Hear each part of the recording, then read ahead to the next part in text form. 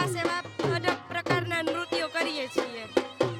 એ તો ચોક્કસપણે જેવી રીતે અહીંયા મહિલાઓ દ્વારા જેવી રીતે આ પ્રાચીન ગરબા જે છે તેનું વિશેષ રીતે જેવી રીતે આયોજન કરવામાં આવ્યું હતું, ચોક્કસપણે ભગવાન જગન્નાથ 149મી રથયાત્રા દરમિયાન આ વિશેષ આકર્ષણનું કેન્દ્ર બન્યું છે અને તેમના દ્વારા આ પ્રાચીન ગરબા જે છે તે લેવામાં આવી રહ્યા છે. આપ જોઈ શકો છો કે તેમના દ્વારા કેવી રીતે આ પ્રાચીન ગરબા જે છે તે લેવામાં આવી રહ્યા છે.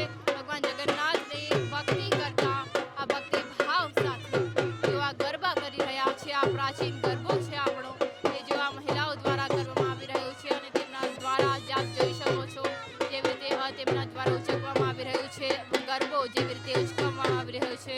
ખાસ કરીને આ વિશેષ આકર્ષણ કેન્દ્ર બન્યું છે ત્યારે જેવી રીતે ભગવાન જગન્નાથની રથયાત્રા દરમિયાન જે રીતે મહિલાઓએ વિશેષ પ્રદર્શન કર્યું છે, આ પ્રાચીન ગરબાનું પ્રદર્શન આપ જોઈ રહ્યા છો.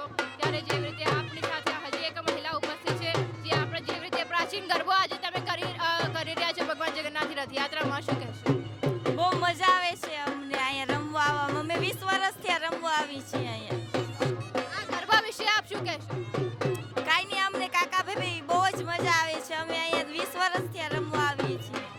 ચોક્કસપણે ભગવાન જગન્નાથની રથયાત્રા દરમિયાન જેવી રીતે આપ ઉચકીને આપ ગરબા રમી રહ્યા છો, તમારી ભક્તિ દર્શાવી રહ્યું છે, શું કહેશો? અમારે બહુ જ વજન હોય તોય અમને મજા આવે છે અહીંયા રમવાની. અમને બહુ જ મજા આવે. ત્યારે હજી મહિલા આપણી સાથે ઉપસ્થિત છે જે અત્યારે પ્રાચીન ગરબા તમે કરી રહ્યા છો, શું કહેશો? બસ અમને બહુ મજા આવે છે. મજા આવે છે, પણ જેવી રીતે ભગવાન જગન્નાથની રથયાત્રા દરમિયાન આ પ્રાચીન ગરબો જે છે આપણી ભારતીય સંસ્કૃતિ દર્શાવી રહ્યું છે, એના વિશે આપ શું કહેશો?